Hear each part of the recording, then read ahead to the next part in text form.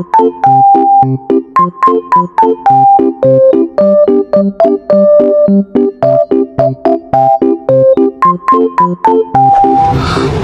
to Daddy's Pet Talk. Ikaw at ang pet mo ang bida rito. Welcome to Daddy's Pet Talk. Ikaw at ang pet mo ang bida rito. Doc, magandang hapon sa inyo po. Magandang hapon, Daddy Wax. Hello po. Doc, pwede nyo bang ipakilala ang inyong sarili na alam ko famous ngayon, nakita ko sa FB page ng Vetra eh. Ayan po, ako po si Doc Julia Capistrano, ang resident vet po ng Vetra and Veravet, and I'm a small animal practitioner. And ang katabi ko po naman ang aking mga fur babies, si Jam and si Java. Ayan. Doc, muna ako magkikwento ha. Oh, naman, para sure. makita mo, ma-analyze mo yung kwento ko. Tapos Sige po. magbatuhan tayo ng kwento. Ano ba Doc? May pet shop kasi ako, Daddy's Pet Shop. Bali, merong nagdala sa amin na for parents na 3 months, ay 3 weeks lang yung pet ng Swiss Shih Tzu. 3 months. 3 weeks. 3 weeks. Siyempre, natakot ako. Sabi niya, ha? 3 weeks pa lang yun, di pa tinanggal nyo agad, namatay daw yung mother nung pet na yun. 4 sila. Pinamigay sila. Siyempre, pet lover tayo. Wala naman, tagihan natin sila. Siyempre sa experience, marami tayo na experience about sa mga nangyayari sa ganun. Siyempre, nakakaiyak din. Minsan, namamatayan tayo. Dok, alam mo ang ginawa ko? Hindi ko siya pinakain ng milk. Swear to. Hindi ko siya pinakain ng milk. Hulaan mo, Dok, anong pinakain ko? Anong pinakain mo, Daddy Wax? Siyempre, ito. Ang Vetra, Savory Beef. Yes. Kasi, nung pinakain namin siya, sabi ko, try nga natin ito kainin ko, kakainin niya. Kinain niya. Gutom siya, kahit wala siyang event, kinain niya. Pero, nilagyan namin ng ng konti lang na water, 5 minutes namin sinok, para at least manguya niya. Alam niyo kung ilang weeks na siya ngayon? Ilang weeks na siya, Daddy Wax? 5 weeks na siya sa amin. Wow. Totally, bali, all in all, 2 months na siya. Pag nakita nyo, isisingit ko rito. Wow, for sure. Ang pangalan niya, Ma'am Android. Android? Oo, kasi di namin alam na mabubuhay siya eh. For sure, Daddy Wax, sobrang ganda ng balahibo ni Android. Totoo. No? Tignan mo naman yung mga balahibo ng mga fur babies ko. No bias ito din ang winakain kasi ng mga babies ko. Hindi din to bias. Sobrang ganda nito, Daddy Wax, kasi maganda talaga siya sa balahibo. Tsaka very palatable. Kinakain talaga nila kagad. Dok, may nabudol nga ako eh. Nabudol ka? Kasi iba talaga yung nakita mo yung paggamit ng isang food eh. Yung Vetra, nakita mo eh. Pinagmamalaki ko kasi malapit kami sa Camp Aguinaldo, Camp Crame. Siyempre, mga nagpapagroom doon, nagpapahotel, at mga bumibili ng food. Mga sundalo, mga general, major, inuutos sa mga bodyguard nila. Diba? Ang dali sabihin pag pinakita mo kung anong resulta. Yes, kasi nakikita nila. Dahil may ma-order sa akin ng 10 kilo. Wow! Oh, 10 kilo naubusan na ako eh, ma-order nga ako eh. Walang biro, kaya sabi ko nga kay Sir, sabi ko, Sir, kailangan kong interview doon dahil last time, wala kayo eh. Puro stop nyo lang dito, doon sa SMX. Apa. Dok, tama ba yung ginawa ko? Kasi hindi ko siya pinakain ng milk eh. Okay lang yun, Daddy Wax, kasi itong Vetra naman po is madami din po siyang nakukuhang nutrients from there. Siyempre, dadagdagan pa rin po natin ng mga vitamins and all of that. Pero ang Vetra kasi is full of nutrients na siya. Madami na siyang kasamang mga vitamin B complex, omega fatty acid, kaya for sure si Android maganda ang balahibo. Grabe, ang ganda. Maganda talaga siya. Pag dinapag namin siya, siyempre may cats tayo sa pet shop. Pet lover tayo. Hinahabol niya. Hindi naman siya pinapatulan ng cats kasi mamabait yun. Tatakbo lang, ganyan lang. Makulit siya. Makulit. Kaya alam mo, healthy. Ngayon, siyempre kami, kukunin na siya eh. Itong week na to, kukunin niya siya. Pero parang masakit. Yung parang masakit kasi... Nagka-attachment ka na kasi syempre. Hindi lang ako, yung groomer ko kasi siya ang nag-alaga, tumutok doon. Sabi ko, tutukan mo yan. Kasi assistant vet siya dati. Tapos sabi ko, Dex, alam mo yan kung ano mangyayari dyan. Shoutout sa groomer ko si Dex. Sabi ko, siya talaga nag-alaga. Ang importante sa akin, yung normal na po niya sa kapi niya, normal. Talagang buo. Kaya ako, tuwan-tuwa ako pag buo eh. Pag basa, nakakatakot. Nakatakot, oo. Dok, buo. Kaya excited talaga ako ma-interview. Malaman ko totoo talaga yung ginawa kasi pag di nila kinuha yun, pepresyohan ko sila. I see. Na parang gusto ko ibalik yung binayad nila kasi gusto ko na alagaan si Android. Kasi siya yung model kayo, parang andali. Ituro mo lang si Android. Sa kagandahan din po kasi sa Vetra is nakalagay dito na all life stages na siya. So, hindi na tayo mamomblema kung hanggang puppy, adult. Ayan. So, maganda siya kahit puppy. Okay lang po yung ginawa ninyo. And at the same time, mukha namang alagang-alaga si Android. Diba? Siyempre, naka-aircon dyan. Diba? So, investment po ang pagkain din sa kanila, sa mga fur babies natin para maiwasan ng mga sakit, ng mga kung ano-ano pa. Diba? Ito mga kapeto ka, isisingit natin dito si Android. Tingnan nyo, malalabas si Android dito. Yun o, nandito si Android, ang ating Vetra boy. Ito si Android po ay male na 3 weeks din nila rito ngayon. 5 weeks din na rito sa Daddy's Pet. Ayan po si Android, ang batang Vetra. From 3 weeks, hindi namin binigyan to ng gatas. Vetra, Sabory beef lang ang binigay namin. Naku, kung alam nyo na kung gano'n. Ghetto dati parang aliit na sisot lang to si Android. Ngayon, tignan nyo naman po. Grabe yung balahibo niya, ang ganda. Baby, Android, baby. Siyempre, ang nag-alaga dyan ang gusto nyo si Papa Dex, ang ating groomer. Yan po, si Baby Android. Ang batang Vetra Sabory beef. Siyempre, dito lang yan sa Daddy's Pet. Maraming salamat po. Android, baby. Yun, oh. Hey, yun ang Android namin yan. Thank you po. Yun. Yan, makita nyo si Android na lumabas. Makita nyo talaga to, Doc. Ang ganda. Parang yung pumunta rito, parang gusgusin eh. Ayaw nga namin hawakan, para bang nakakita ka na isang mouse na dumaan sa kanal na parang ayaw namin hawakan, pero sino magmamahal sa kanya? Sino magtatanggap sa kanya? Kasi siyempre si Daddy Wax, parang ito lang yun eh.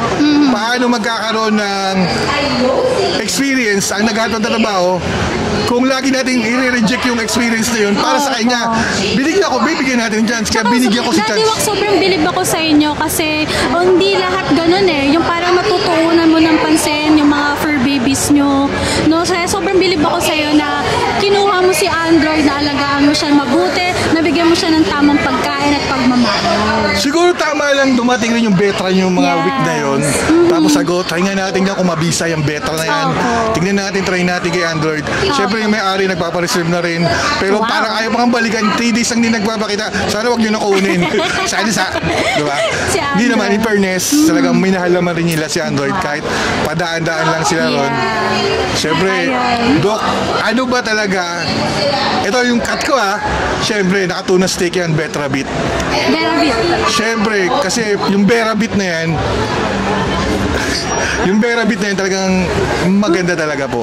Kasi pusa ko yun ang kinakain mo. Actually, Daddy Wax, yung pusa ko, unang kinabahan ako eh. Pero dito, yung Vera Beat natin, sobrang picky eater kasi ng mga pusa ako po sa bahay. And once pinakain ko siya nito, tamang-tama pag-amoy palang kinain kagad. Medyo nakakagulat, pero it works talaga. And maganda din sa balahibo. And maganda dito kasi Daddy Wax, all life stages na siya eh. Tapos ang pinaka gusto ko dito is low sodium siya. So for maintenance, pwede na po siya hanggang tumanda na po yung mga alaga nila. Meron nga ring French bulldog. Nagpa-groom ng 2 weeks ago. Opo. Pinakilala ko yung Vetra. Una, sige, bilhin mo na ako ng 1/4. Siyempre, kinakain ni Android, humingi ako doon. Sige, sir. Binigyan mo. Bigyan kita ng 1/8. Sa'yo na yan. Pag okay yung price nyo, balik ka rito. Yeah. After 3 days, bumalik siya. Kumuha siya. Nagpa-groom siya ulit kahapon. Kumuha ulit siya. Nagustuhan. Ito, makapeto, wala itong bias-bias to kasi experience to, makapeto. Based on our experience din. Sinishare ko talaga yung experience. Siyempre yung sa Vetra Beat na tuna steak, quality talaga Quality eh. Pag siya. nakita nyo rin yung, may nagbigay din sa akin ng cat. Yes. Ang pangalan niya, pinangalanan ko ng Tom and Tim. Tom and Tim naman. Apo, pare sila lalaki magkapatid. American Shorthair sa British Shorthair sila. Opo. Crossbreed. Opo. Lahat na pupunta ron, ganda Gandang-ganda sa balahibo ng dalawa. 3, bali, mag-2 months ko na ginagamit yung Vetravit na tuna steak. Opo. Walang biro mo yun. Doc, di pa natin ito nakakilala ng dalawa. Puro si Android tayo sa pusa ko. Pwede mo ba ipakilala yung dalawang katabi mo?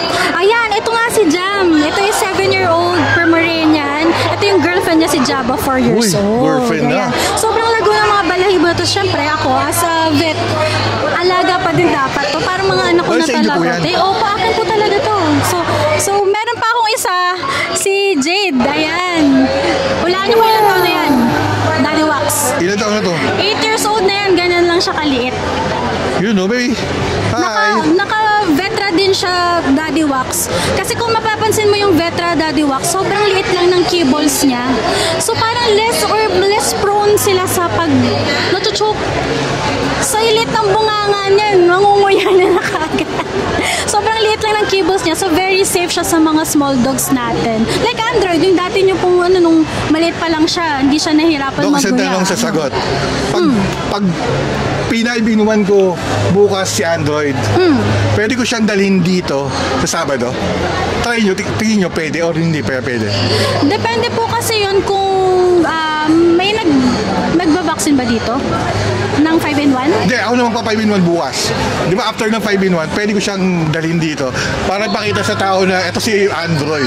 Usually kasi Daddy Wax pag 5-in-1, nire-rest po muna Opo, para ayan. hindi Kaya syempre. nagtanong agad ako, dahil syempre, para kayo lang talaga yun. safe, para Okay. safe. Usually after ng vaccine nila, lalo na kung first po iyon, pagpahingin niyo po ng mga 2 weeks po muna. And especially pag sa bakuna, mas maganda kompleto muna lahat bago talaga ilabas. ipasyal. Kaya syempre tatanong ako dahil ikaw expert Syempre. dyan. Diba? Maganda yung nagtatanong Daddy Wax Correct. para din sa safety nila. Parang pag naligaw ka, Yes. huwag kang mahiya magtanong. Magtanong ka na Yes, magtanong lang magtanong. Pa, di ka maligaw. Tama. Dok, maraming salamat. Hindi Thank mo you, kami Daddy ligaw. Wax. Siyempre Opo. dito sa mga staff mo. Yes, Nandito sa sobrang bait ng mga staff Yan, natin. sa mga nandito ngayon Opo.